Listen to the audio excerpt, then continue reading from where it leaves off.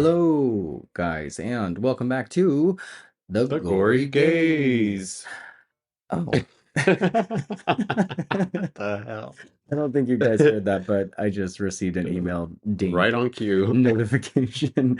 But hi, I'm Stanley, And I'm Alex. Sorry. and we are here to shatter your holiday spirit with more wonderfully terrible horror films. Yes. Creepy and kooky and gory. Based around the Christmas holiday. Last week we discussed the terribly offensive and ultra dumb elves. I'm like elves. Wait. I guess it was really 2 weeks in a row because last week it was the. It wasn't even last week. It was earlier this week. Oh my God. Like this whole schedule snafu stuff has kind of just thrown me for a loop. So earlier this week, which was on Monday, we released the YouTube reaction video, which was really exciting. So if you guys haven't checked that out, please go do that. We have a YouTube now. And then the week before, we did the audio commentary specifically for the podcast. Go check both of those out, please. And this week, we're going to be talking about an entry in the Silent Night, Deadly Night franchise that has absolutely nothing to do with any of the other films in the Silent Night, Deadly Night series. But I don't think any of those movies have anything to do with each other. Yeah, and if Elves wasn't enough to throw into the Christmas potluck, here we go with this one. Yeah, and dude, let's just be clear. This movie is is an Oscar contender in comparison to Elves. Yes, it was Gory Gay worthy. Weirdly enough, I think that now that I've seen Elves probably 15 times, I mean, because I had to do all that editing for the YouTube video thing, I think I have, dare I say it, a fraction more respect for Elves, simply because I think I've been hanging around you too much. And by that I mean I appreciate the fact that or not that it was made. I guess the fact that it got made. Well, You know? yes. So I like that. And now that we have discussed it in the past, I'm kind of manifesting a 4K transfer for that because I just want to see more of the film in I just want to see more of it because it's such a dark film, you know, when I mean that Yeah. in a literal sense. You can't see anything that's fucking happening. It's funny because I was thinking about what you had mentioned, how this film actually makes you feel kind of like dirty, gross VHS type, and I totally freaking felt that today. I was just like, oh my gosh, he's so right. Like it is grungy, gross, like filthy. It's dirty. It's a really dirty film, and it's got that grainy grungy quality. And yeah, so again, just shameless plug, if you guys just want to, I mean, not only support us and just go watch along, I mean, you guys get to see how we Yeah. podcast, really, because it's us literally watching the movie, and we got all the headgear on.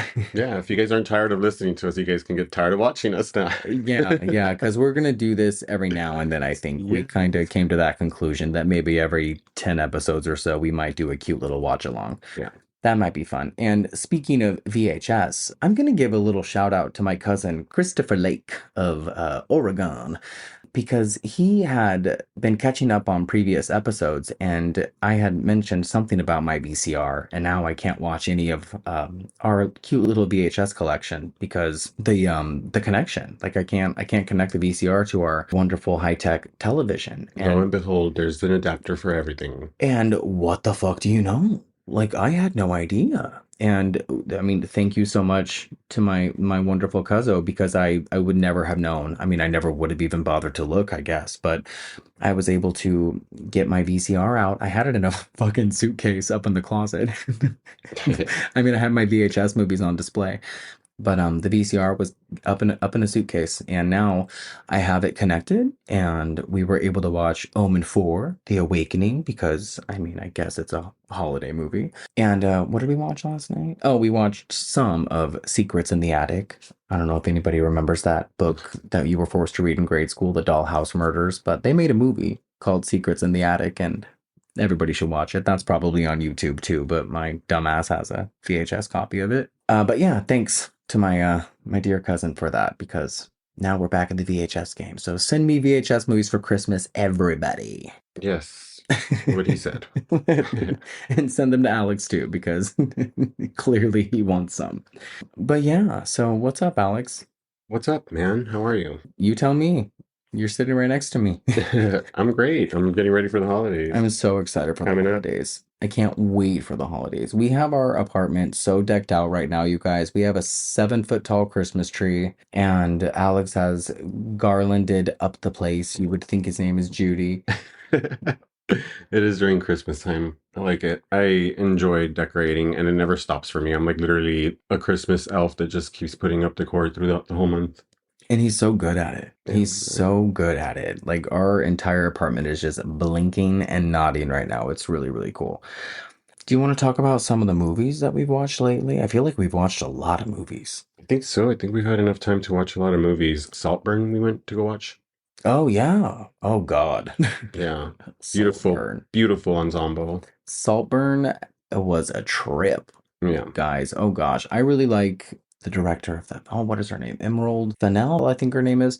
But she did Promising Young Woman, and that's a really terrific movie as well. But this movie, I had said it was like a if talented Mr. Ripley and Cruel Intentions had sex, and if Baz Luhrmann was filming it, and it was good. Yeah. It was It has good. flailing dick, you guys. Flailing dick everywhere. There's flailing dick on screen. Let's go. Yeah, it was super, super surprising. I didn't expect what we ended up getting, so that was really nice. Yeah. Oh, I guess we should throw it out there that we watched Silent Night, Deadly Night Part 3 because we are on this Silent Night, Deadly Night kick, and that's fucking garbage. Not worth mentioning Yeah, outside of the fact that we watched it. it was a dumb idea. It just wasn't good. I think I watched it a couple of years ago and I just didn't remember anything about it. It's one of those. Oh, we watched what did we just watch tonight? A Christmas Horror Story. And that's another one of those movies where I own it, but I just don't remember anything about it every single time I watch it, which I've seen it a handful of times, and every time it's like watching it for the first time. I didn't remember the ending. I had no idea that it ended the way that it ended, and I actually really like that movie.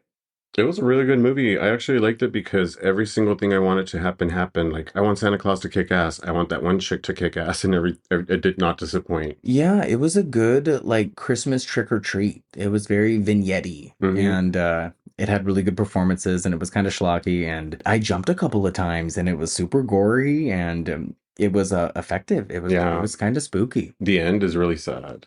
Oh God, the ending was kind of sad, huh? Yeah, It it's had so some fucked sad up. elements. There's that like, because there's that Christmas family thing, like if it's touched upon in the right way, like it can be kind of depressing. I think Krampus does that really well too. Yes. Yeah, what else have we watched? We watched some Greg Araki movies because I've been in a Greg Araki mood ever since we watched Cabin Fever and Jordan Ladd is obviously in Cabin Fever. So we watched Mysterious Skin and what did you think of that? I thought it was a really beautiful film. In all honesty, the film was edited in such a gorgeous way that it was more of an awareness film for me, like kind of Mm. something really entertaining. And I'm really kind of weird to say, but it's kind of like a proud movie for me, I believe. Yeah. Well, It's I know I kind of think I weird. know what you mean. It's like proud of like in a personal way, right? Like, yeah, this kind of, I want everybody to see this, and it kind of just kind of gives you an idea of why people are the way they are somehow. No, 100%. And it's funny because I like am so selective with who I suggest that movie to. I don't know if I really even know why. So yeah, like I'm really glad that you have like such a different perspective on it and you just like want it to be seen and want people to see it. It was just something that once the film was done, what did we do? We sat down across from each other, and I literally told you my childhood trauma right after this movie to what led me to, kind of like touch this movie in a personal way. So to me, it was a beautiful movie. I liked it a lot. Yeah, yeah, no, it definitely was a conversation starter.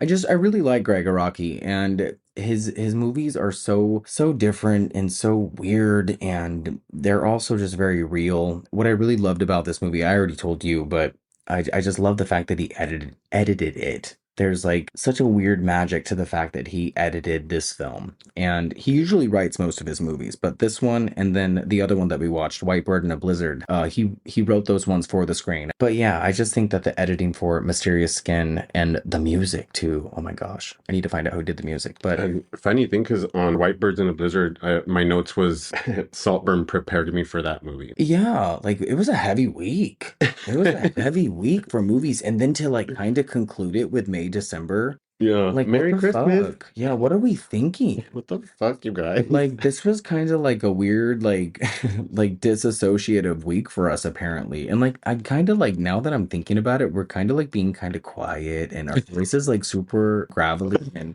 kind of sexy. And I don't know if it's because we're tired and if it's because we are like worn out or because we know we're going to Disneyland tomorrow or Yeah.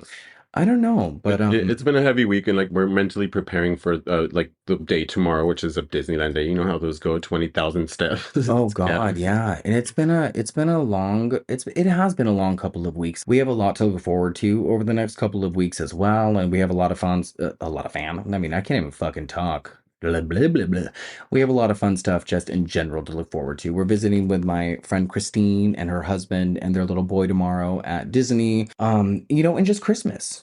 I love Christmas so much. We've been watching so many Christmas movies, horror movies, and not horror movies. We watched the remake of A Miracle on 34th Street, which I don't think is that great, but I love the original. We watched It's a Wonderful Life. We watched Candy Cane Lane with Eddie Murphy, which does not look like Eddie Murphy no more.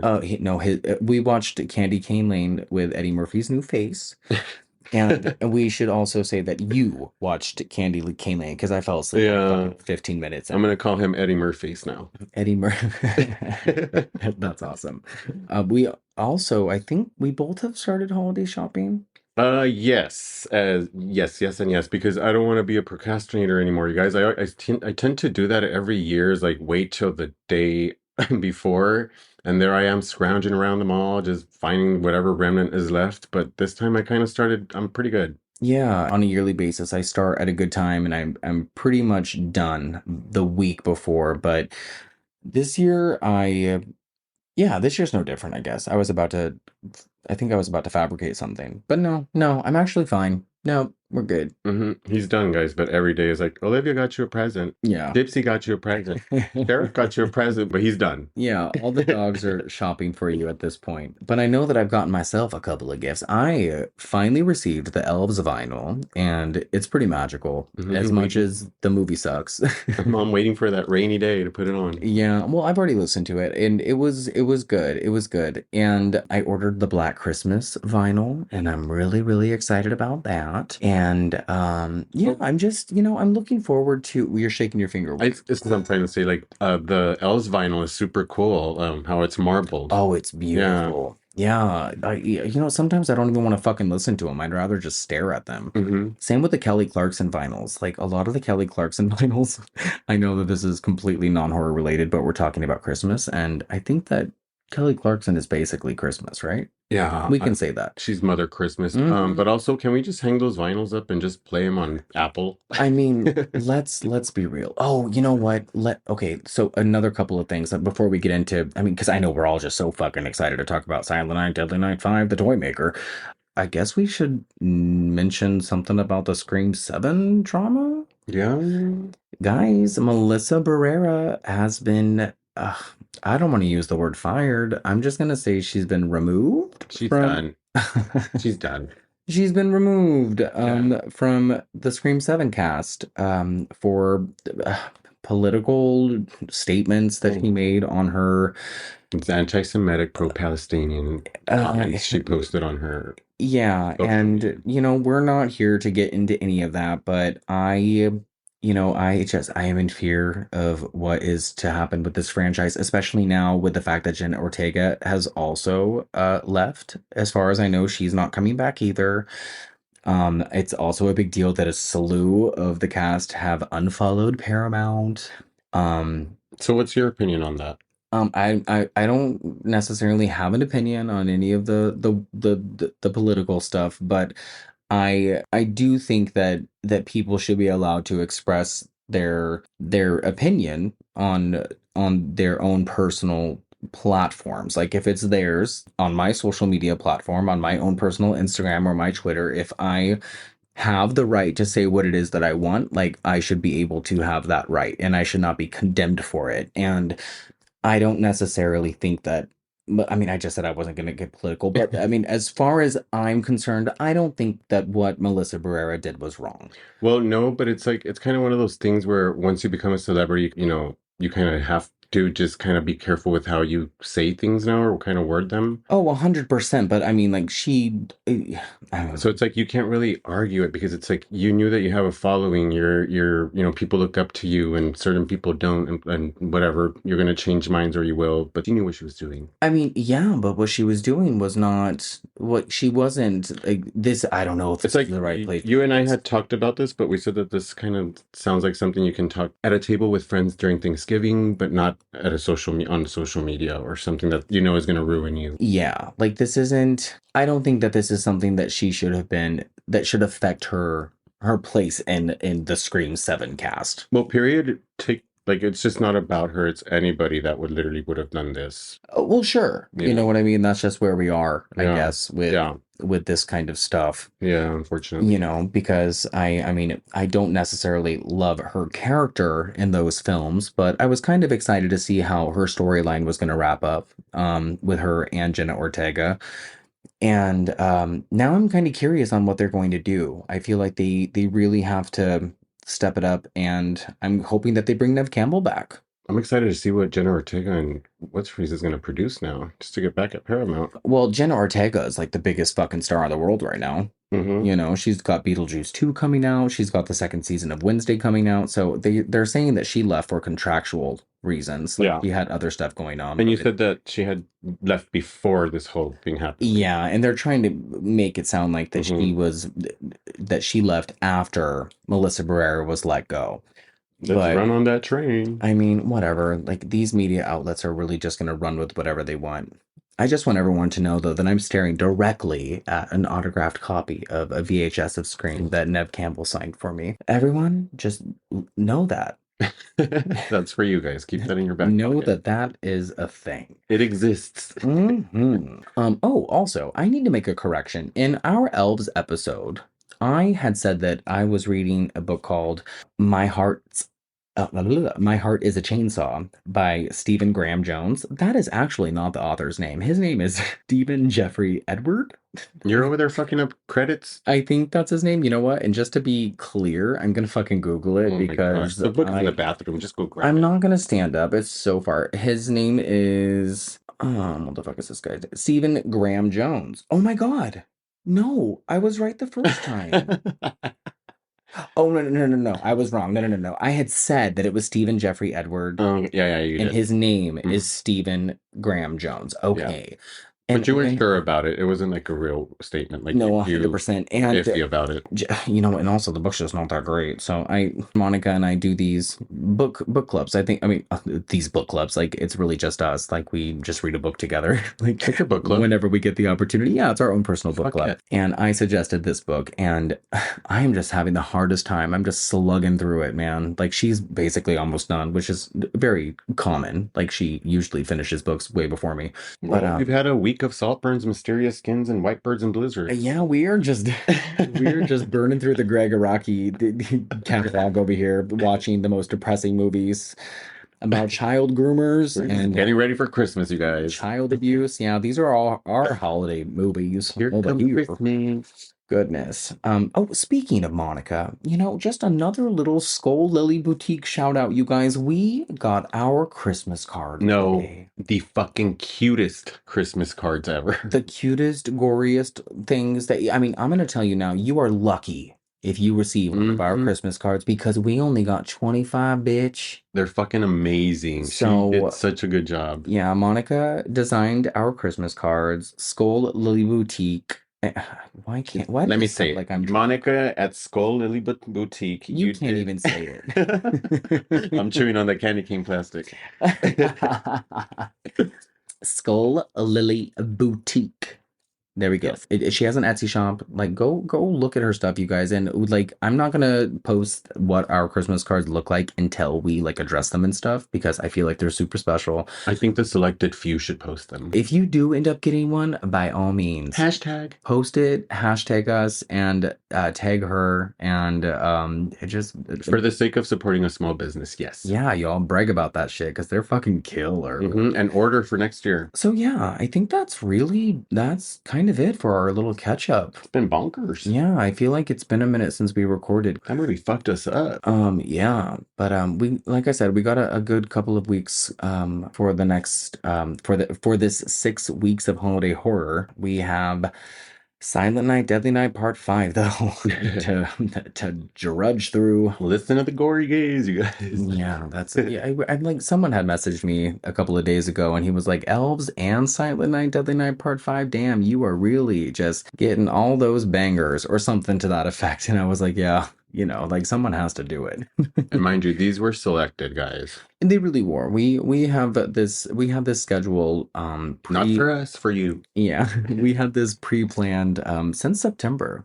So, and I'm really happy that we've made a few changes along the way, but we have really stuck to the Christmas schedule, and we are really happy about That's that whole collage of Mandy Moore moving over because we had to put the big old 3 foot by 5 calendar on that wall. And it's on the wall, and all of those movies are just blinking at us, surrounded by cute little Christmas lights. So I think everyone will be really happy to hear what we have to talk about over the next few weeks. But like I said, let's talk about fucking Silent Night, Deadly Night Part 5, because I bet you all didn't know that there was 5 of these movies. What? And a remake. A remake? I know, everybody only talks about Silent Night, Deadly Night Part 1, which is fine because it's a wonderful film. So why do we get 5 of those and a remake, but we can't get a freaking second Elves? Oh, I think, okay, because you're probably the only person in the world who wants a sequel to Elves. It's so good. I wouldn't be against a remake of Elves, but it has to be done exactly like I mean, come on, man. it's original, What did you say? Mickey Rooney's acting. I mean, come on, man. I'll do anything. We're going to talk about Mickey Rooney, and I mean, we can talk about Mickey Rooney now. Mickey Rooney is a gem. Yes, he And is. I don't know if this movie would have worked to the capacity or to the level that it worked if Mickey Rooney was not a part of this motion picture. And we should say right now that Mickey Rooney was a part of the reason that the original Silent Night, Deadly Night was so successful in the sense that he hand wrote a letter to the makers of the original condemning it. Like, he was part of those picketers because the original movie was banned. It was one of those movies, it was considered a video nasty, much like Elves, because it had an evil depiction of Santa Claus. And it was one of those movies that I had said earlier was shattering the holiday spirit and was Ruining the image of Santa Claus. yeah, portraying Santa as an evil figure. And no parent wants that. And we all want to see Santa as a cheerful, jolly, jiggly fat guy who's going to give us presents and eat our cookies, and not someone who's going to break into our house and fucking chop us to pieces with an axe and impale us on deer antlers and, shoot us. That's that Krampus shit. Yeah, exactly. And again, I just described stuff that happens in Silent Night, Deadly Night Part 1. And then, of course, it got a sequel, which is basically a rehash of the first one with additional elements about the brother of the original killer. And then the third one is about some blind girl. I'm not going to get into it, but that kind of wraps up that trilogy, because I guess the first 3 are a trilogy of sorts. See, and I'm nice to movies, but that part 3 was something else I was just not agreeing with. I don't even know if you stuck around for all of part 3. I feel like that's a movie that you kind of dipped out on in the middle. I did. It was one of those. And then we have Silent Night, Deadly Night Part 4, which I'm pretty hard on most movies. Like, I feel like I still give movies the benefit of the doubt, though. Brian Yuzna directed Part 4, and Brian Yuzna had some to do with Part 5, and we'll get to that as well. But man, Part 4 is pretty fucking bad. And keep in mind that Part 3, Part 4, Part 5, all these went direct to video. 4 is about witchcraft. It's about some reporter who actually shows up in this movie that we're going to talk about in the Toymaker. And I'm pretty sure she's playing the same character, which is interesting because I thought that she died. Who's Kim? Yeah, Kim is... Kim shows up, you guys. Kim reappears. Yeah. And she was just the made-up character in Part 4? She was the lead character in part four. Okay. Yeah, she plays a reporter, I think, and she's gorgeous. I think that she was a model or something. Her name was Nath Hunter. Yeah, like Keith, Neath, Yeah, Keith or Neith. like Keith, right? Like Yeah, Neath. yeah, I think that's how you pronounce it. And then we would end up getting Silent Night, Deadly Night Part 5, which would come out a year later in 1991. Yeah, Alex, why don't you tell us a little bit about Silent Night, Deadly Night Part 5? All right, guys. Well, here's a little information I have for you guys. Directed by Martin, I'm gonna say Kitrosser. Kitrosser? Yeah. Yeah, yeah. Okay. That's how we're gonna pronounce his name, Yeah, that works for me. right? Okay. Written by Martin Kitrosser as well, and Brian Yuzna. I love that Brian Yuzna really wanted this So movie to get made. this is how you said he had something to do with it, right? Yeah, Okay. a lot to do Produced with that. it, apparently. Okay. Starring William Thorne, the Mickey Rooney, Ugh, love it. Jane Higginson, Tracy Frame, Brian Bremer, and edited by Norman Buckley. Music by Matthew Morse. The movie was distributed by Still Silent Films Inc. Okay, so I have something to say about Still Silent Films. I looked up Still Silent Films because I thought that that was like an interesting name for a distribution company. This is the only movie they distributed, apparently. I don't think that that's real. Still Silent. That's kind of a cool name though. It's still non-existent. It's still defunct. It's just quiet. Release date November 7th, 1991. Oh, I love that it at least tried to come out around Christmas. Cute. Running time 87 minutes. Thank God. With a budget of 250,000. Wait, Wait, so that's is that $250,000? that's $250,000. That's Okay. kind of, oh, you know what? Yeah. I was talking to Monica again about these movies, and she was like, "That's so funny because how could they have that many films?" And I was like, "I don't know, they do though." And she goes, "How did they get a budget?" And I was like, "That's hilarious because this fifth one somehow got $250,000. That's the wildest thing." But I'm pretty sure a lot of that money went to the effects, and a lot of that money went to Mickey Rooney. And Christmas decor. Yeah, That one house. Oh, yeah. okay. So yes, there is no Rotten Tomatoes score for this movie. Oh, it doesn't have a critic score. No, Does it have an audience it score? has a 23% audience score, Oh, and then we have a 2.6 out of 10 from Letterboxd. okay. That's all a lot better than I thought it was going to be. Yeah, film a little credit. Okay, and you know what?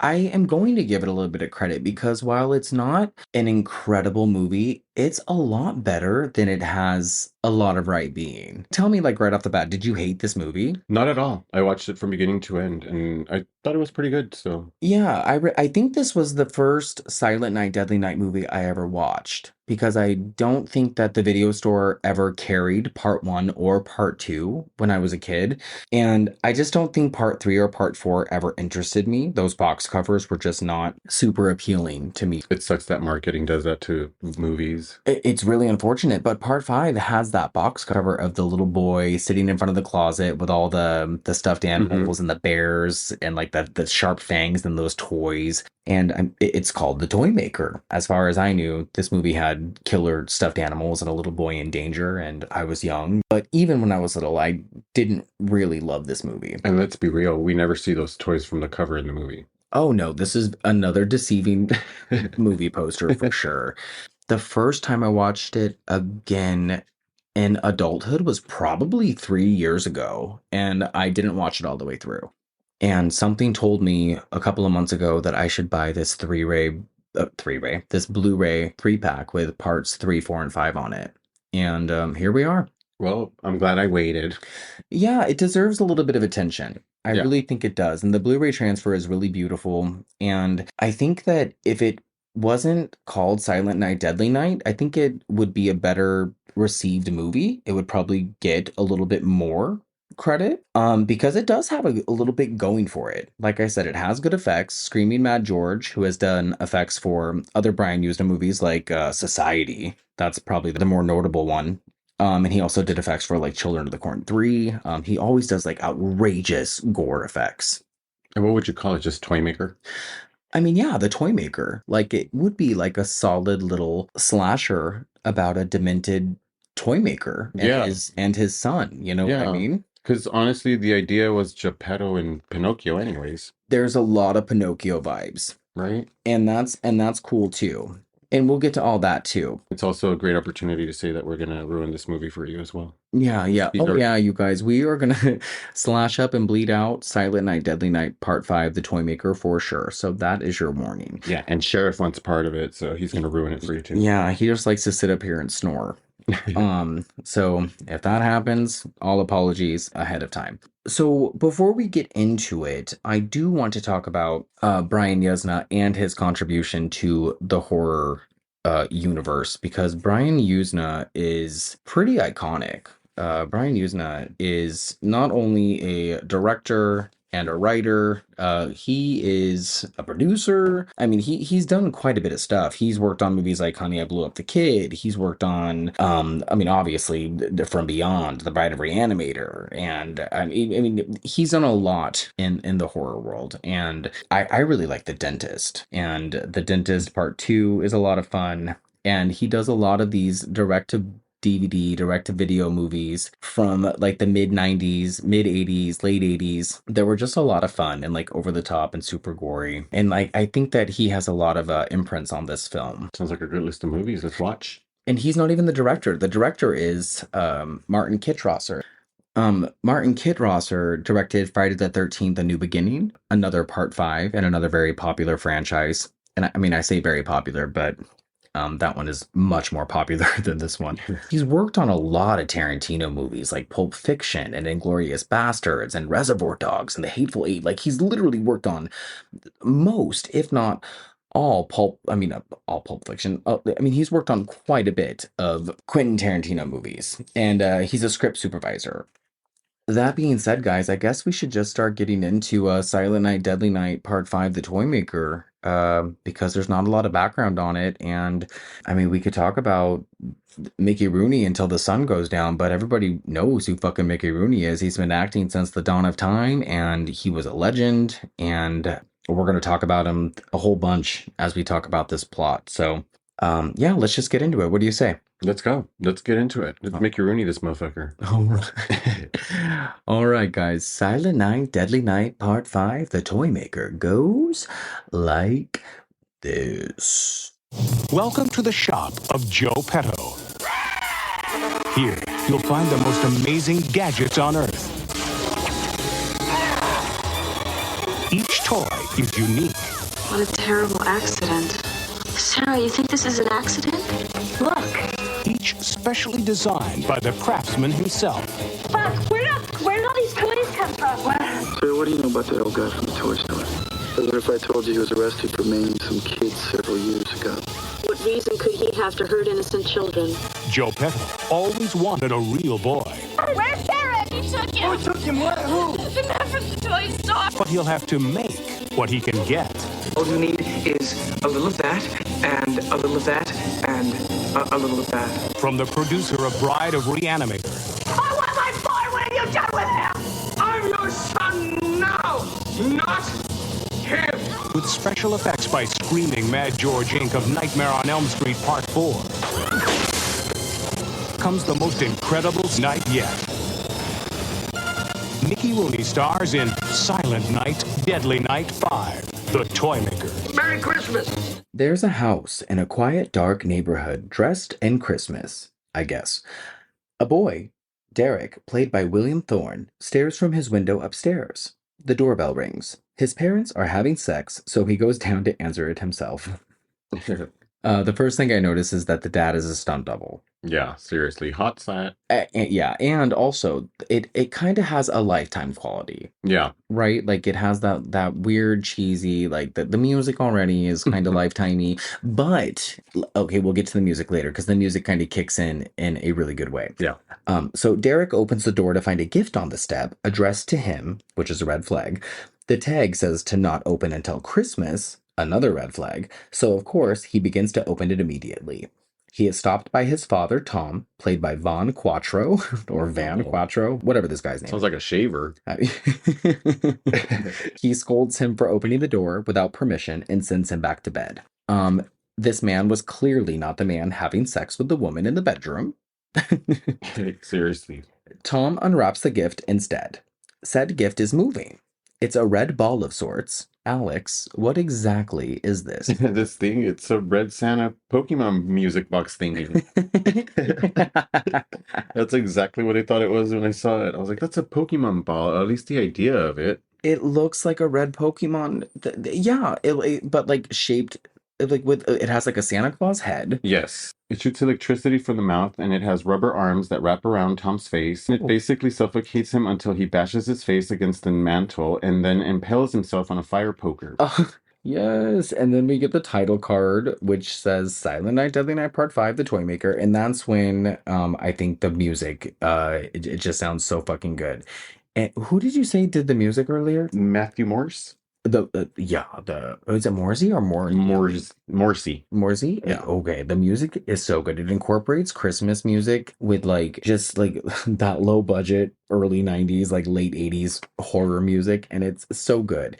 And I think that the opening kill was pretty cool. Yeah. Outside of that normal low budget feel. And I have got to say that I mean I knew that Mickey Rooney was in this movie obviously because that's probably its big selling point, but when I saw his name on the credits, I was so happy. Yeah, really. That's the only way that we continued watching the entire movie. Yeah.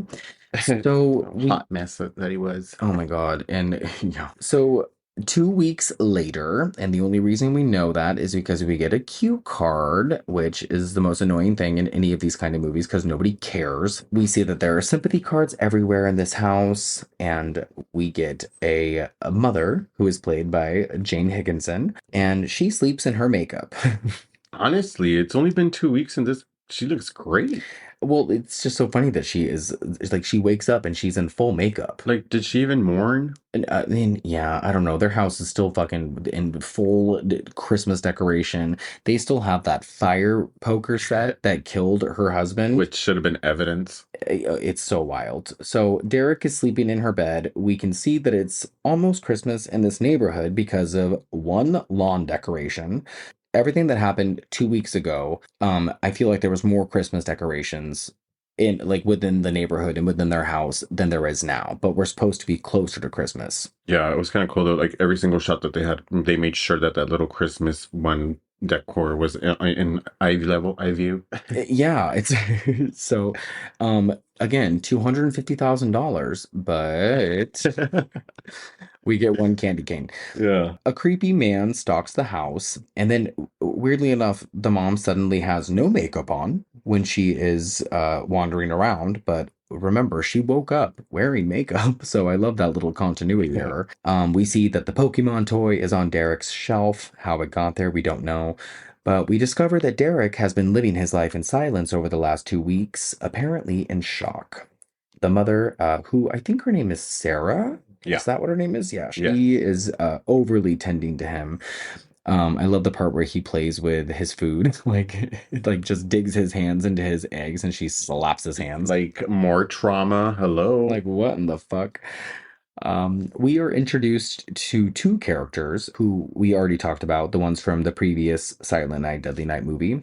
So I guess in a way this could be a direct sequel to that one, but we're not going to get into that. So we have Kim, played by Neith Hunter, and then I think his name is Lonnie, played by Connor Yuzna, who is Brian Yuzna's son. We're given some explanation about Derek's current condition. Doctors have told her it's perfectly normal for children to get weird after their parents die, blah, blah, blah.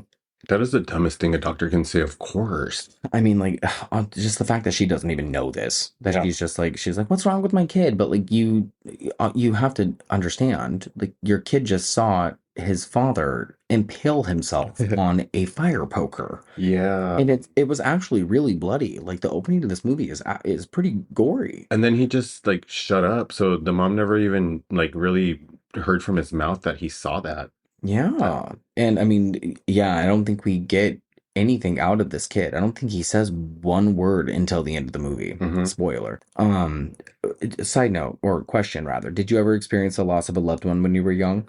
Not when I was I young. laugh because it's like that just went dark very quickly. Well, yeah, like it's a stress reliever to laugh. Yeah. But no, I just feel like I was a teenager when my grandmother passed away, and that's the only experience that I've had as a member or somebody that I really loved that passed away. But I was there for everybody else, so it didn't really affect me much. Okay. So nobody died at the hands of a killer toy? Nobody dies at the hands of a killer Pokemon. And did you ever play with your eggs? Did I ever play with my eggs? No, because my mom would have slapped me upside the head. Okay, so your mom and this mom had that in common. Yes. So Sarah, or mom, whatever, I just feel like we should call her mom because I feel like Sarah doesn't fit this woman. I feel like she's too old to be his mom. Yeah, she doesn't have that Sarah hair, but Yeah. Jane Higginson, the actress who plays her, was like a soap opera actress. I think she was on General Hospital and another couple of shows like that. She decides that she's going to take Derek to Pedo's, which is a local toy store, but Connor says not to because it sucks these days. On the television, Derek sees a commercial for Pedos, with the centerpiece of the commercial being the same toy that played a part in killing his father. He has a minor freakout, and Sarah helps him through. More Lifetime stuff, blah, blah, blah. and to be honest, Connor wasn't kidding. That place sucks. You know what, though? Yeah, we'll get to that in a second. But, oh, fuck. This Toy Story, you guys. Is it worth noting, though, that they're still being stalked by someone from outside? That there's just like a car just circling around? Yes, at least give us that. Now we want a stalker. Okay, so Pedo's Toys. Now tell us about Pedo's Toys. It's like a garage sale from hell. Right? It's a garage. So, like, they walk in and I'm like, I want to run out of that store as soon as you walk in. It smells like dust. I mean, like, it's so scary looking. It's like dark, and like, why would that be like an inviting place for we like thrifting, but this just looks like straight up they just brought things from the house and just put it there for sale without even a price tag on. Oh, it's wild. So Derek doesn't want to go, but I guess he used to love it, and now that he doesn't, it totally makes sense why. They walk in and walk out. Awkward. I used to work at this place called Holly's Hallmark in Juneau when I lived in Alaska. And I think we should make a drinking game out of how many, not for us, obviously, but for our listeners, about how many times I mention Alaska in each episode. Fun for you guys. Yeah, the woman who owned it was this crazy hoarder lady, and she named it after her daughter, and it was basically just a Hallmark by name. Like, she just had all this junk in it. And when we hate were those places, yeah, when you feel so forced to like have to buy something just because you feel bad, because it's just like so confrontational. It's in your face, like you don't have nowhere to go, but just it's the same square vicinity that you're just in front of this person. Just okay, I want to leave. And that's exactly what it was when we were watching this. Like they walked into Pedos, and I was immediately transported back to Holly's Hallmark, and I was like, I just need a fucking purple apron, and I feel right at home. And the owner's just like looking at you like, hello, how's your day going? And you're like, hi, good, I'm great. Yeah, and she was never there. She was always off at her boyfriend's in a different state. She would like go visit her boyfriend in Washington. Oh, Holly leaving her Hallmark all around. No, Holly was her daughter. Her name was Marilyn. Fuck you, Marilyn. Oh, sorry. She was terrible. Oh my God. You're horrible. A rant about evil Marilyn. So she was pedo. And Marilyn was and Holly. Pinot. No, Holly was Pinot. Oh yeah, Holly was Pinot. Oh yeah. We have to talk about Pinot. So they are frightened by Pinot, played by Brian Bremer, and not Grigio. Oh, I was like, what? Oh yeah. And Brian Bremer is he has been in another couple horror movies. He was in Pumpkinhead, and he was also in Society, which is another Brian Yuzna movie. So we've seen him before. So he is wearing a mask. He's the teenage son of Pedo, the elderly owner of, well, Joe Pedo, which is the store. And Pedo is played by none other than Mickey motherfucking Rooney. And you guys, we don't have to talk about Mickey Rooney. I mean, he's, like I said, Mickey Rooney. I mean, fuck, dude. He was in, like, a Midsummer Night's Dream from the 1930s. And he has been acting since he was 3. And this man was married like 150 times. And yeah, he was part of like the early days of Hollywood. And of course, he had a really endearing friendship with Judy Garland. And he was just a really important figure in Hollywood history. And he still is. When you say Mickey Rooney's name, you know who he is. And he was here to have a good time. I don't even think he had a script. And I don't think he did. I think that there was we watched something on the making of, or like there was an interview with the kid who played Pinot, who's clearly in his like hundreds now. What do you mean? I clearly thought it was Winona Ryder playing Edward Scissorhands. he does have like he does have very effeminate qualities. You're like, he looks like a girl. Yeah, he does or he did Oh, rather. yeah, feminine more like than a girl. Yeah, effeminate. Yeah, he did say some things about Mickey Rooney though, about how he wouldn't look at the script for too long. He would glance at it and kind of get the idea and then like push it aside because he wanted it to be a raw experience and he wanted it to be more real that way, which is something that is so cool. I I think bet they that that had is tons of fun. They had Oh, tons of I fun in can that set. imagine. And I bet that every time Mickey Rooney took a swig out of Mhm. that Jack Daniels bottle, it was really Jack Daniels. It's so true. Yeah, I'm pretty Fucking sure. A. And I mean, I just don't care because without Mickey Rooney, this movie just would not have been the same fucking thing. Let me tell you, every time that Mickey Rooney drank out of the bottle, he was drinking the real shit. Every time they do Santa Claus is a fucking Coke line, he's doing the real shit. Oh God, Elves. Everybody was on drugs and Elves, dude. Ugh. So yeah, Pino watches Joe interact with Sarah and Derek from the office, and he seems to not like what he's seeing. It's a weird sort of jealous reaction as he goes into the basement through some sort of trapdoor that reminds me of Evil Dead. Yeah, this is when it gets gross. Yeah. So while Joe tries to capture Derek's attention, the stalker, who is played by Tracy Frame, enters the store. Derek sees him. Sarah decides to give up on selecting a toy, and just as they're about to leave, Pino comes out of the office with a very interesting toy he says was handmade by Joe to give to Derek, much to Joe's dismay. I can't with this toy. Sarah declines and they leave. Joe has a manic freak out on Pino, blaming him for the lack of customers coming into the store when they come across the stalker, who is actually named Noah. We find out he's really there to buy some toys. Some toys, and he has been buying a lot of toys recently. He dodges. Wait, what? Oh, because I'm like, this is where we start getting confused as to who's the toy maker. Yeah, I had some questions too. Yeah. Noah dodges Joe's questions and without even realizing it, buys the toy Pino offered Sarah. He drops a piece of crumpled up paper about Tom's death out of his pocket, which Joe sees. So clearly we're getting Pinocchio vibes up the ass at this point, and Mickey Rooney is off the fucking charts. Sweaty as balls. So sweaty. Like, I'm telling you, he's wasted. He's fucking wasted. Yeah, or at least carrying a slight buzz, because I'm sure that these actors from the 20s just had to have a buzz. At least enough to get through the damn movie. A little coke, a little drink, a little coke. 100%. But at this point as well, I'm more into this movie than I was 10 minutes prior. Yes. But let's talk about Larry the Larva. I love this guy. The face they gave him. Why? These toys, dude, some of the toys that they chose to focus on, specifically this one, I just think are so fun. And he looks like somebody I've seen in a Hollywood off-ramp. Oh, gosh. God, Larry the Larvae. Screaming Mad George looks like somebody you've seen off the side of a Hollywood off-ramp. God damn. But he's a genius, though. I already like the chemistry, though, between Mickey Rooney and Pino. I think that they have the best chemistry throughout the entire film, and they carry it. I think that they both do so well together. Yeah, I absolutely agree. And we've seen that same type of relationship with when we did Killer Clowns, the cops, remember? How they had like this father-son type relationship. Oh yeah, no, I Yeah, completely like- agree. Yeah, Like that same I was vibe. trying to remember their names, and I was like, God, Killer Clowns feels like such a long time ago. It was. But yeah, I feel like they became friends and stayed friends after this movie. Yeah, no, I could see that. Do you remember when we used to watch the movie like 3 or 4 times? Yes. Oh my gosh, don't take me back to that. It seems And like do you- so long ago. Do you also remember when we used to unplug the refrigerator? Yeah.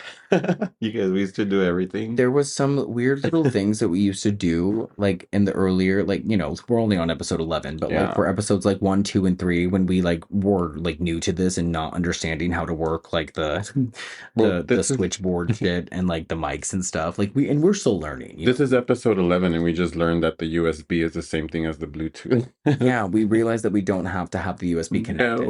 No. So Tontos. yeah, just random little quips there for you. Anyway, where were we?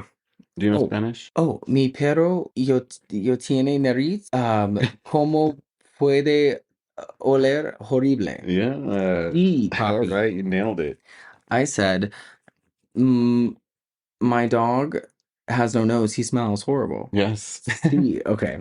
Okay, let's go back to the movie. In your face. In my face. Also, I wanted to say, P.S. I love old credit card transactions. Oh, yes, cha-ching. Oh, I just love the way that they look, sound. I think that they're so cool. The way they used to print that paper and then you're chewing your gum and staring at the person because you know it's fraud. Yeah, you're so funny. Later, I wish I could talk. Noah's landlord tries to Lord have mercy. Later, Noah's landlord. Okay. Later, Noah's landlord tries to kick him out for not having rent. Noah's room is filled with toys, presumably from Joe's toy store. Noah gives the landlord, Harold, who is played by Jerry Black, Larry the Larva, for being patient with him on the rent money. As Harold leaves, he tells him, remember, don't open it until Christmas, giving off the red herring vibe that he could have possibly been the one who left the gift on Derek's doorstep. But that would be stupid. Yeah. So Harold gets in his car and drives off, Larry the Larva in the backseat. Larry the Larva, of course, comes alive, much like the Pokemon's Santa, and attacks Harold in a similar fashion, but a bit more amplified. How so, Alex? You know what? But let me tell you, because we're getting close to the scene, and now that you had mentioned that this movie, what did you say? The acting isn't bad. Yeah. The similarity, like, it takes me back to Child's Play. It's so similar to how it was filmed, like the way that the acting and the way that like the film is made. It took me back to like Chucky, like just watching those movies over and over again. Well, it's got the killer doll thing going on. Yeah. Oh, yeah. You're right. Yeah. Okay, there it is. That's what it is.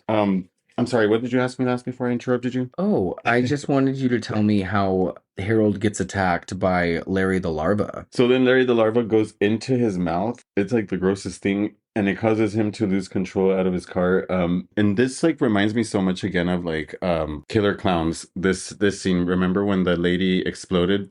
Was it no Halloween 3? Oh yes. Yeah. So yes. Yes. Remember when she got that chip when she was in bed, the wife? Yeah. And the same way that the eyes poke out in the mouth is exactly the same. This reminds me so much of that scene. Yeah. So yeah, you guys, as I was saying, Larry the Larvae goes into this guy's mouth, and then it carves through his eyes, and it crawls out through his left eye socket, killing him, and then car flips and crashes off the road, and it explodes. This big old wreck. It's super fucking outlandish, but it's also a lot of fun, and I definitely did not even correlate the Halloween 3 thing, because that's a really good comparison. I really like Halloween 3. I really do too, so that's why it took me back to that. Like, the makeup was so much exactly how the one, and then you know what? The guy even his hand shook. He did that little tremble thing too. I didn't even notice. We'll watch the movie again just so we can see that part. Didn't even notice. I do like the effects though. It's just funny how there's no blood when his eyeballs like cave in. You know, like there's just virtually no blood, but it's still like it looks like that Play-Doh effect. I like it. Yeah, it's super grim. So later, Noah breaks into Joe's shop.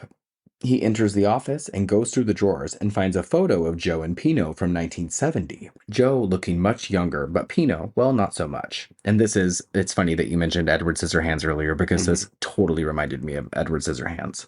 And then like he has like an Evan Peters look to me too. Oh, 100%. Yeah. Brian Bremer was a little cute when he was younger. No, he was not a bad looking guy. And no, he has like that. You know, like Evan Peters has that feminine like quality where he can attract both men and women. Yeah, like that. Like that type of look. No, I agree. So Joe comes down from what must be his bedroom to drink some whiskey. He notes the trapdoor. Noah opens the door to be pulled down by an unseen force, barely escaping with his life. We find out that it was Pino. And I think that this part was really effective. It made me jump, and Pino peeking out from the door, or peeking out from the floor rather, reminded me of the Evil Dead, and it was fucking creepy. He's such a creep. Such a fucking creep. We have reasons for that. It was just that look that he gives him so creepy, and then he just backs up away from the camera. So good. So again, you guys, if this wasn't a Silent Night, Deadly Night movie, I feel like that it might have gotten a better reception. There's some pretty good stuff. So the next day, Sarah and Derek go to visit Santa. As they leave their house, there's another gift on the stoop for Derek that says to not open till Christmas. Mom thinks it's from Kim. Who's Kim? Kim Levitt. Oh, that's right. The bitch from yeah, she's the journalist. Yeah. So the elf earned her SEG voucher, by the way, in this scene because she's like so happy. And then we have Clint Howard, guys. Clint Howard shows up as a Santa Claus in a brief little cameo. He had a huge part in part 4. And for those who don't know, Clint Howard is the brother of the extraordinary Ron Howard. Noah, of course, works as a Santa at this mall. And Noah sees Sarah and Derek in line and takes Clint's shift so he can see Derek. And we get the notion that Derek is his son, naturally. It all makes sense if it didn't. Yeah, and this is why it starts making sense why he's buying so many toys now. Well, I think that that's something that comes into play later. Okay. Yeah. To me, it's just like, I think that's why you... Well, that's why it started clicking like, oh, that's his son. So he started buying like Christmas gifts for him. Okay. Because he wants to reunite, with it. like... Yeah, but okay. Pino breaks into Sarah's house and rummages through her and Derek's things. So gross. Well, I'm just now finding it kind of weird that their house is still set up completely like no weird death ever took place. Like, I know I mentioned this earlier, but I can't get over the fact that the fire poker is still there. And I also want to rummage through that house because it's so fucking 80s vibes. It's because we were watching that Secrets in the Attic movie last night, and that movie came out in 93 or 94, and that movie looks like it was filmed in like 85. Yeah, this house has all the aesthetic of 80s literally in it. Yeah, and I like that. Mm-hmm. I like that time. I miss those times. I mean, I was alive in 85. It looks like grandma's house. It really does, huh? And I also love the way that Pino looks at himself and the Christmas ornament. It reminds me of Part 2's cover. Not Cher's album cover? Oh, Cher's album cover. How dare you? And Cher's album cover. So yeah, Noah and Derek have their weird eye contact father-son moment, and it's kind of endearing, but also I didn't understand how Sarah did not recognize him, but I guess later on we find out that she actually did. How does she not fucking recognize him? It was a little insane how the reaction that she gave him. Yeah, it's not like they haven't had that scuffle before where they're pulling the child from each other, you know, and it's like, come on, lady, you know who this is. Yeah, like I just don't, but we get it later. You would think that she'd be like, hey, like I think that it would be a little bit more aggressive. But anyway, Derek sits on Noah's lap, and when he doesn't communicate with him, Sarah tries to take him off his lap, and Noah freaks out. And the way that he says, don't go, I think it's so over the top. And the elf woman saying, smile. She's so late.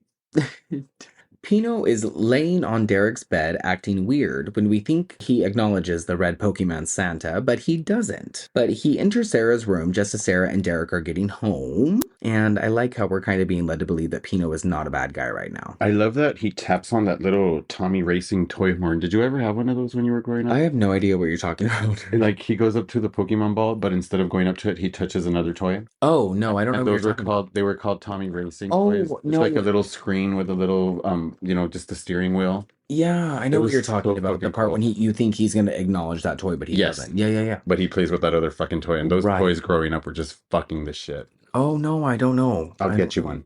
Okay. I really want to bop it. It's how I learned how to drive, actually. This toy showed me how to drive. Oh, that's cute. Oh, I really like that. Derek goes upstairs, and Sarah unloads the car. Kim approaches and tells her she thinks she saw someone upstairs while she was gone. Dun, dun, dun. She races upstairs to find Pino in the closet.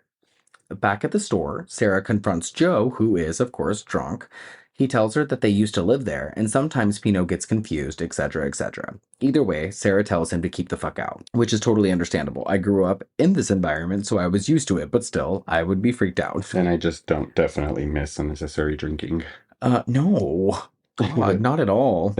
Inside note, I am not a fan of Sarah. I just don't think that this actress is very good. No, we're going to call her mom now. Yeah, let's just call her mom. Yeah, she's totally a mom. She's just mom. Yeah, mom. And other side note, I fucking love Mickey Rooney. Yeah, he saved it. So good. So yeah, Joe threatens Pino again, because that's all he does. Back at the house, Derek is in bed with his mom when she gives him a gift. I had tried really hard not to call her Sarah just now. He doesn't want to open it. The doorbell rings. It's Kim, because she also is in this movie. Finally, she shows up. Mom asks if Kim was the one that left the gift for Derek, but she says it wasn't her. So Derek takes it outside to the trash, where Connor is waiting outside. He opens the gift. It's rollerblades. Kim mentions something she has been through in the past, which makes me think that she is actually the survivor of the events of Part 4. I feel like they're not friends. No, they No. needed a connection. Yeah. I think they needed a connection for this to be a Silent Night. Like the way she walks into her house and she's like, just makes her way in. I was like, oh, you're not my friend. Go away. I was just in my jammies about to go to bed, girl. You need to go. Yeah, like I don't really believe the chemistry either. Yeah. But I do love the music as Derek takes the box of the gift outside. This movie is just another reminder of why I don't like kid actors. They're just given like the dumbest things to do. They're given the shittiest dialogue. Yeah, this kind of seems like a clip from like a Dare commercial. I also don't understand why Connor is waiting outside for Kim. I don't get that either. Is that her son? I thought that was her son. And if they're returning characters from part 4, I just wish that they would say so, because that would mean that that's not her son. That's the brother or the son of her boyfriend from part 4 I or some believe shit. she was probably just filler. Like they just had to make somebody up and they dragged her out from LA, her reporter job, and like just to come visit. Or it was just something, it was just a different character name or something. And again, they just needed a connecting factor for this to be in this series, you know? Yeah. So yeah, Pino and Joe duke it out, and Joe beats the shit out of him. But Pino fights back, bashing a bottle over his head. Pino turns on him though, and when he tries to fight back, Joe throws him down the stairs of the trapdoor into the cellar, apparently killing him. About goddamn time. Mm-hmm. Outside Sarah's house, Lonnie, who I've been calling Connor this whole time. You're kidding. Are you serious? Okay, so I have to correct myself. I have been calling the character of Lonnie Connor. And we are not about to fucking stop this episode and re-record it. So Sarah is mom and Lonnie is Connor. And Lonnie is Connor. So okay, Lonnie, Connor, Lonnie, they're the same person, guys. I'm so sorry. What the fuck? Outside Sarah's house, Lonnie is approached by Derek's babysitter, Meredith, played by Amy Taylor, and her boyfriend Buck, played by Eric Welch, who is probably the most obnoxious written character in the history of any horror movie sequel ever written. He is so fucking annoying. I hate this character so much. Lonnie, not Connor, skates off. But again, to go back to the Buck comment, he is disgusting. The shit comment that he makes. I eat kids like you for breakfast. That's why my shit. That's why my smells shit smells so bad. Oh, it's so bad. Sarah gets Derek to sleep in his own bed for the first time since Tom's death. He is naturally horrified. Kim leaves, and as Lonnie is skating around, the skates go berserk on him, fireworks shooting out from behind him. They supremely malfunction. Inside Derek's room, the Pokemon Santa comes back into action at the same time. Now, this room, oh my god. Oh my god. In the notes, okay, so full disclosure, we have notes, right? So like I have little bullets and stuff that like we kind of go off of. And this reminded me for some reason, because the melody that the Red Santa emits from it when like activates, it goes dun dun dun dun dun dun dun dun dun. Yeah, and it reminds me of this old melody. There is a ghost in the music room at school. And that's what reminded me to watch Secrets in the Attic last night, because there is a melody nursery rhyme that they sing that is super similar in that movie called The Ghost of John. Have you seen The Ghost of John? Da, na, na, na, na, na, na. Which is not the same at all, but that's what reminded me of that. And everything happens for a reason. Yeah, sorry guys, here we go. Anyway, tangent. The end.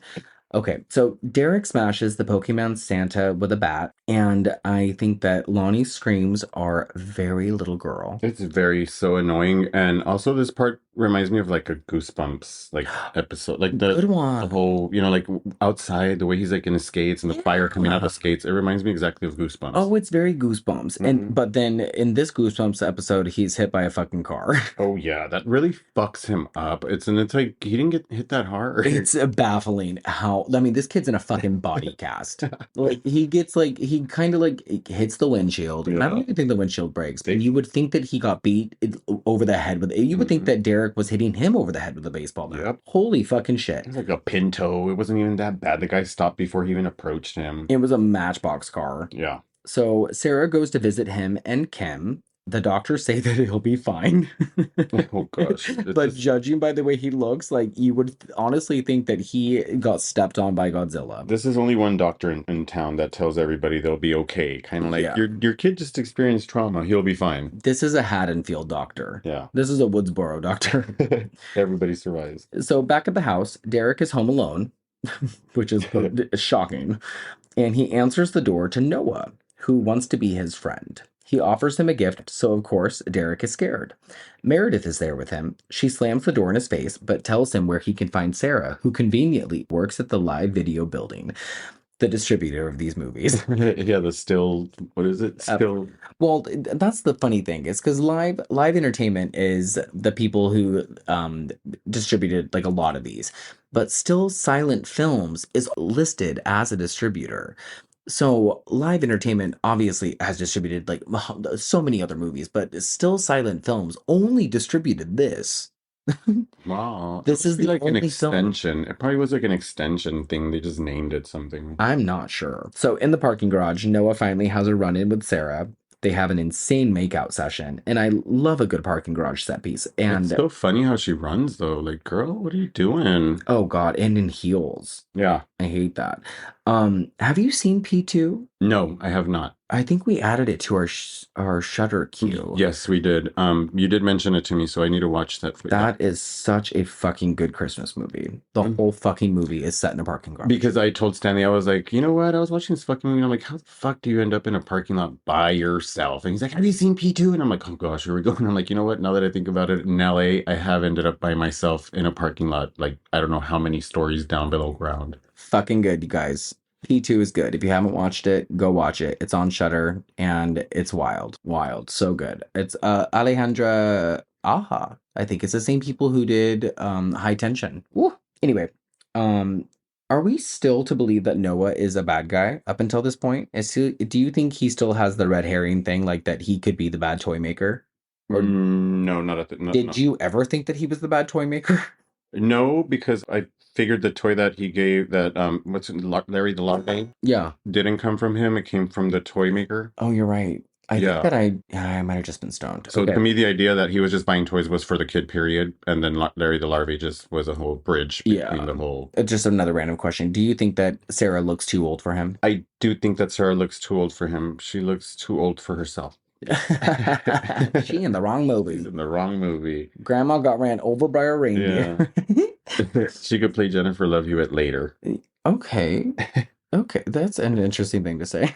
Even then, she's younger than Jennifer Love Hewitt right now. I know what you did last century. So back at the house, Meredith puts Derek to bed. Buck shows up for Bodie. And what a dick this guy is. And he's so bad at sex. Like, holy shit. Like, he cannot take his clothes off or put clothes off or anything. Super Like, annoying and awkward. He's the biggest fucking mess. Like, he ends up in his underwear and he can't get past his own underwear. And he does not know how to take her bra off. It's embarrassing. It's sloppy. It's gross. And if this is how your sex is going to start, get the fuck off and go. It's so weird, dude. Back in the parking lot, Sarah and Noah have a moment, and we find out that Sarah did know that it was him as Santa. I mean, you could have fooled us. I mean, it was so confusing because I was like, she knew that this was the father of her child, and why didn't she recognize him? Yeah, why didn't she say anything or mention it right then and there? Yeah, it was a little strange. But Noah explains that he was not ready to settle down. We find out that he's the actual father. He left 6 years ago. Sarah knew that he was the father. And that since he wasn't ready to settle down, that's why she left. And she wanted a rich man, basically. That's why she ended up with Tom. And Noah was in the army. All this bullshit that Basically, doesn't what belong she in the said. movie. Selfish bitch. Yeah, she just wanted a rich man to take care of her and her kid. So she ditched the poor guy, and that was that. But yeah, then they start fucking in the backseat. Yeah. And they're doing it at the same time as the two teenagers in her son's bed. And here we are. And we're coinciding, like we're like splicing back and forth. It's like a montage. It's like a sex montage between these two adults in a parking garage and then the two teenage kids in her son's bed. And they're both not good sex scenes and they're both awkward. And this is kind of where I fell out of the movie. Yeah. And nobody's getting naked. Yeah, it's such a weird choice. I wrote in my notes, what's happening? Yeah, it's really like why am I here? Like Guys, I'm gonna leave. Like I don't want to be here watching this. there's a little clip of Derek plugging his ears Yeah. because he can hear the two teenagers going at it, and I'm on his side. I'm just like, what the fuck, dude? Like, just skip all this. And then suddenly we're in a Silent Night, Deadly Night movie because a killer Santa Claus has walked in. It starts. Yep, and it is Mickey Rooney. He sets out some scary toys in the bedroom, and you guys, the rest is pretty fucking campy and fun. So, one of the toys is a rubber hand, and it starts to play with Buck's ass, and he likes it, and Yeah. it starts to go for Meredith's vagina. By the way, they're still not naked. These toys are moving around all on their own. We have a dinosaur, a little army man, we have a second hand, there's a snake. And now Derek is in the room watching all of this unfold, and the toys start to attack Buck and Meredith. And this whole scene is fucking bonkers. It's like the cast of Toy Story shows up. But like, this is like if that scene in Toy Story like was alive and everything was, if it was just pure bloodshed. Like Toy Story meets a Monsters Inc. Oh, it's insane. Like the car with the saw blades, like that. Like I could feel that. The Achilles. Oh, it was bad. Like, and the thing is you don't even see the Achilles thing happen. You hear the noise. And you already know. That's enough. This is the scene that we were waiting for, I think, in this whole movie. And it's so fucking bloody. The army toys are straight up shooting Meredith. They blow a fucking hole in her chest. And one of the toys chomps into her leg. And I thought for a second it was going right for her. The way she gets shot is fucking badass. Oh, Probably man. the best fucking shot in the movie. The sound design in this movie is off the charts. Yeah. You know, the beginning intro, I didn't even mention it, but the piano kind of reminds me so much of Halloween, the intro. I'll take just it. The piano, like playing. The music's good. Yeah. The music's really good in this movie. The car with the blades destroys Buck, thank God. And Santa Mickey kidnaps Derek in a red gift bag. I mean, like, not a gift bag, but like a Santa bag, like a burlap sack, whatever they're called. After car sex, Sarah and Noah I should just make it an entire outtake of me talking like an asshole. Yeah. After car sex, Sarah and Noah are talking about Joe because why not? He tells her how Joe was arrested years ago for booby trapping toys and sending them to kids all over town and killing them. Apparently, his wife died in a car accident, and he went crazy and decided if he couldn't have a happy family, no one else would. They return to Sarah's to find a bloody Meredith still alive. How? I don't know. Die already. Saying that Joe took Derek. They're attacked by one of Joe's toys, and Sarah leaves in Noah's car. Kim shows up, and Noah runs off after Sarah. And Santa Mickey at this point is fucking pissed. It's Yeah. like if the liquor like is gone on set and shit, and there's nothing else left, and he's pissed. And he's just in silent mode. Like, he's not speaking. He just has kidnapped this child, and there are too many people at mom's house. I don't care about any of them. Yeah. But yo, when Meredith jumped on that windshield, I fucking jumped. Yeah. Like, there are a couple jump scares in this movie that worked. Like, I don't know, call me crazy. Sarah goes to Joe's shop, but it is seemingly empty. Noah catches up quickly, and I love the close-up on Noah when he enters the shop. It's such a good, a very good zoom. And again, you guys, there is some genuinely spooky stuff here. I love the picture of Derek with the bloody knife in it. I love all the mannequin stuff. I'm a sucker for a good shop of mannequins. Yeah. What did you think about all this stuff? I don't know. To me, when Meredith was, when she had all that blood in her face, like I love those bloody face shots. To me, like they're just so good. Like Agreed. I don't know how many movies have done like where the face is just full of blood and they're screaming. You know, like bloody hell. I have a few we can watch. Yeah, but this is a great example. 100%. Like I know Carrie started that phase, but it's like that whole bloody face thing to me has just been everything. Like drenched in blood face. All you see is the eyes and the teeth. Oh, I love it. The Descent does that good too. Yeah. Noah is attacked by a toy. Sarah finds a head. It isn't real, but it looks fucking real. That's the scariest part of the movie. I thought that it was real. I mean, yeah, it looked real. Noah opens a door, and Joe is behind, dressed as Santa, and squirts him in the eyes with acid, I guess. I don't know what else it could be, from a toy gun. Sarah finally makes her way down to the cellar. If these scenes are not done right, they are too long. And this is way too long. This whole thing is like kind of Silence of the Lambsy, and it's just way too much. I feel like this movie talks to you with the camera, like it kind of like tells you what's coming up next by the movement of the camera, and you're kind of like just guessing and going with it. Yeah, they just needed some stuff for padding. Mm-hmm. I think they just same with like they're adding some characters just to like make things Yeah, here comes Kim. quote unquote make sense. Exactly. Hey Kim. Hey Lonnie Connor. Lonnie Connie. Mom Sarah. Yeah, stupid mom Sarah. But I had no idea that she even had the knife from the photo. Yeah. So that kind of shocked me that she was holding a weapon. I was like, where the fuck did that come from? She is a man-eater. I hate her. So Sarah finds the beaten, dead body of Joe, which is interesting. As she runs away, she collides with Santa Joe, who reveals himself to be Pino when he removes his face. In the scariest way. Which is so fucking cool. Now, this part is so... I just think it's so badass. So Pino puts his Pino face back on, but... Okay, so... I will say Sarah sucks. She's not scared enough at any of this. No. But I have to talk about this Mickey Rooney like face switch thing. So when Pino removes his face, he removes a Mickey mask of sorts. And Screaming Mad George had made a Mickey replica face, and he couldn't get any time with the physical person Mickey Rooney. So he couldn't make a life cast of him, like a face cast.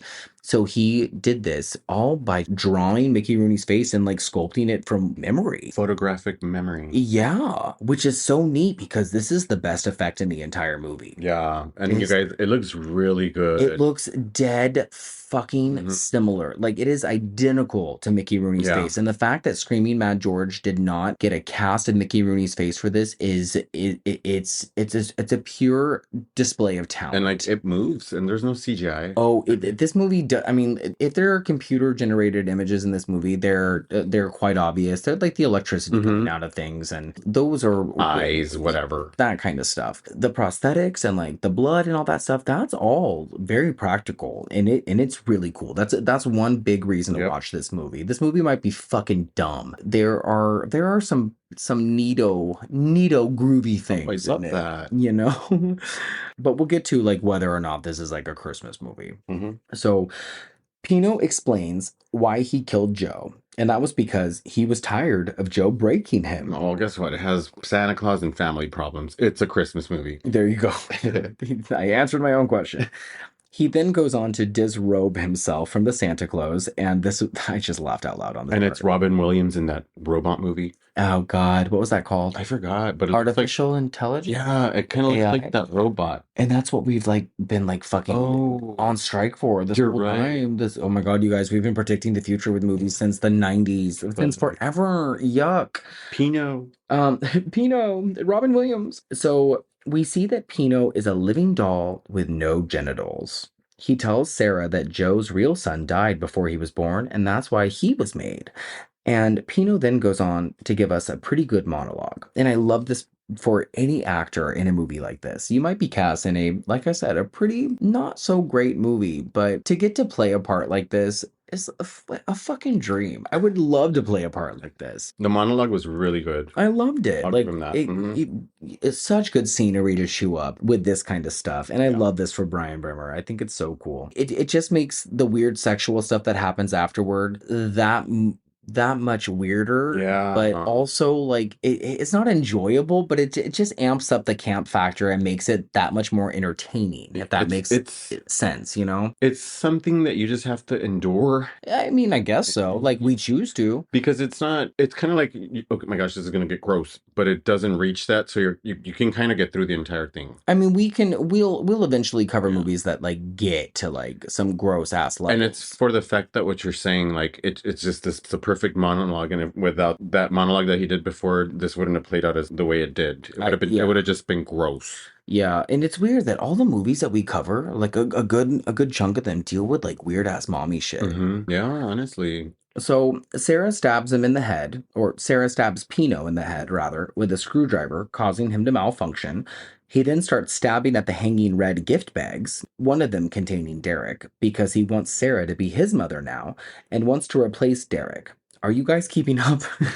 I'm not. I'm lost already. I'm like, I realize that this is like not composed in the best way. I think I was kind of manic when I was writing this. I'm like, wait, who's Derek? Who's Lonnie? Who's Connor? I mean, I didn't even have any of the names right. I'm calling Sarah Bro, Mom. Yeah. Blitzen, Rudolph, So, Donner. I'm ready for all of the negative comments in Bring 'em regards to my terrible writing ability for this time, guys. So, all apologies. Blame Alex. Blame Alex.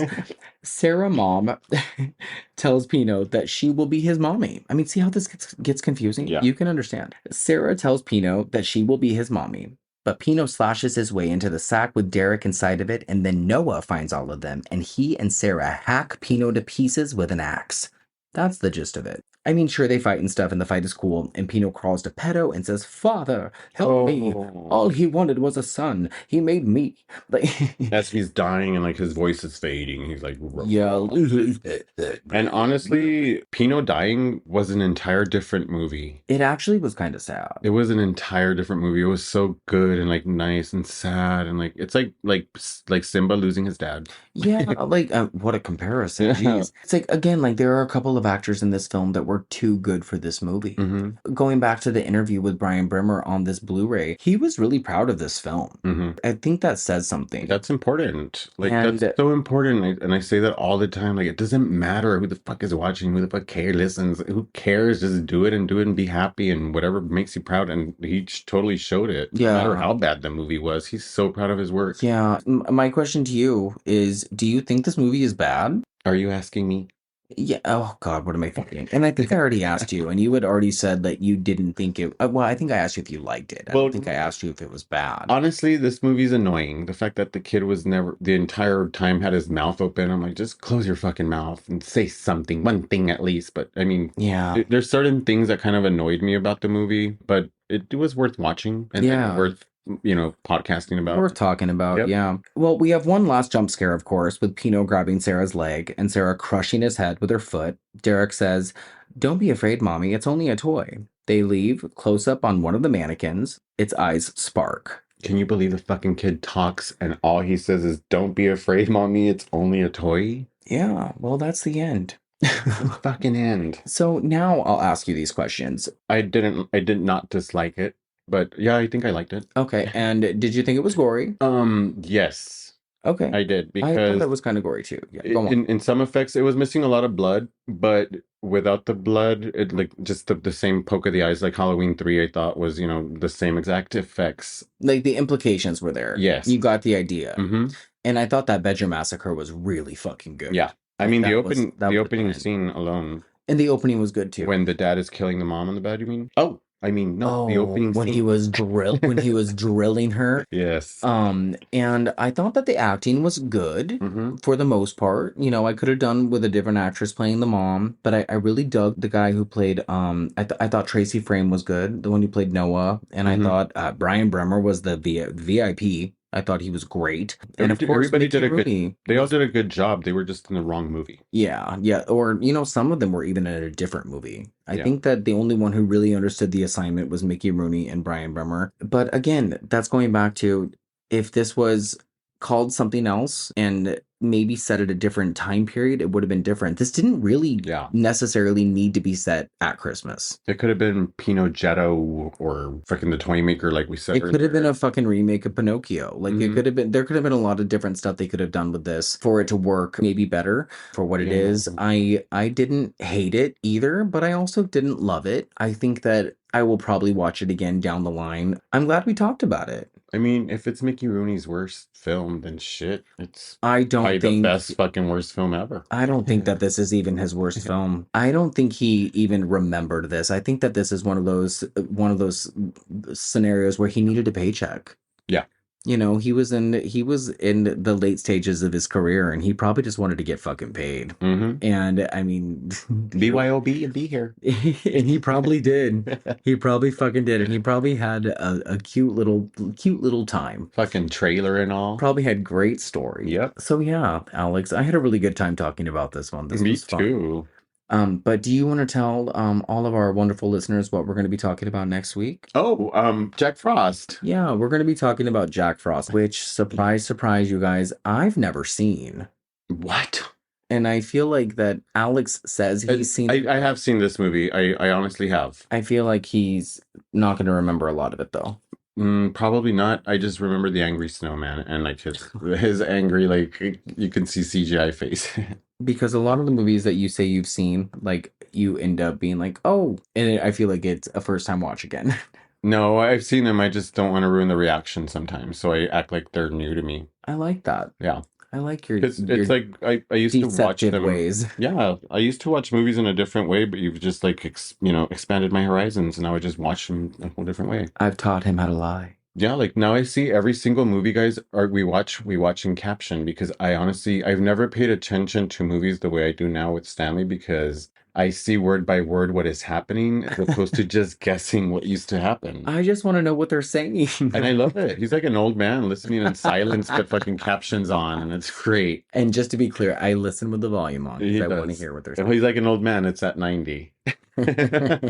Speaking of 90, it's 90 fucking degrees in this apartment. It is. Why is it so fucking We are hot? gonna wrap this up, you guys.